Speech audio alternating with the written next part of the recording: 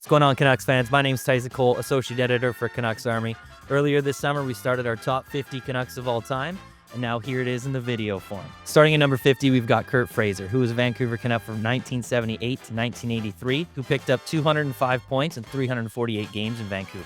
Coming in at number 49, we got Dave Babbage, one of the best mustaches of all time. Dave patrolled the Canucks' blue line for 7 seasons in the 90s and remains one of the cult heroes among Canucks fans. Coming in at number 48, we've got Martin Gelinas, the journeyman who's best known for his postseason contributions. He went to the Stanley Cup Final with Edmonton, Vancouver, Carolina, and Calgary, and he picked up 171 points in 5 seasons with the Canucks. At number 47, we've got Chris Ottolifson, who spent 460 games in Vancouver. He was a part of the 1975 squad that made the playoffs for the very first time and was later named the 3rd captain in franchise history. At number 46, we've got Jannik Hansen, one of Denmark's most successful NHL players of all time.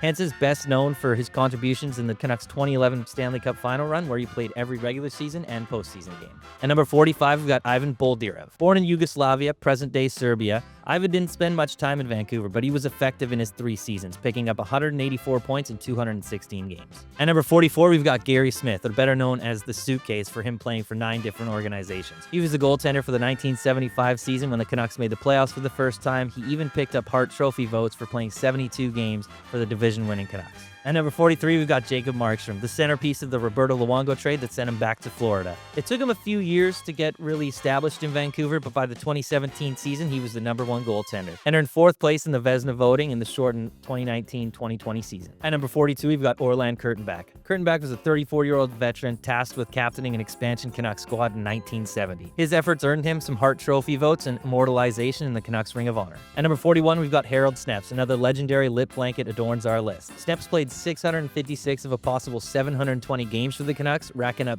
big hits and a whopping 1,321 penalty minutes. At number 40, we've got Darcy Rota. The local boy spent the final 5 years of his career in a Canucks sweater. He scored 42 goals in the 82-83 season before retiring the next year due to a career-ending spinal injury. At number 39, we got Thatcher Demko, the first current Canuck on the list. When healthy, he's proven to be one of the league's best netminders, and fans still talk about the bubble Demko run 5 years ago when the 24-year-old had an .895 save percentage against the Vegas Golden Knights in the bubble playoffs. At number 38, we got Jeff Courtnall. The Victorian native had 61 points in 65 career playoff games for the Canucks, including 19 and 24 during the team's 1994 Stanley Cup run. A gritty competitor with a knack of finding loose pucks around the net, Courtnall had back-to-back seasons of 70 and 77 points in 1992-93 and 1993-94. At number 37, we've got Dennis Ververgaard. Ververgaard was a 3rd overall pick in the 1973 draft by the Canucks, and he peaked with 37 goals for the club in 75-76. Injuries would slow him down and ultimately result in a trade to the Philadelphia Flyers in the 1979 season. At number 36, we got Petri Skriko. Skriko was the first Finn to ever play for the Canucks, and he proved to be a steal of an 8th-round pick in the 1981 draft. He would go on to score 171 goals in 7 seasons in Vancouver. At number 35, we got Dan Hamhuis, Vancouver's biggest offseason signing in 2010, which ultimately pushed them over the edge for the 2011 Stanley Cup run. At number 34, we got Doug Lister. Drafted in the 7th round of the 1980 draft, Lister went on to play 10 seasons in Vancouver. His 63-point 86-87 season stood as the franchise leader for 35 years until Quinn Hughes broke that in 2022.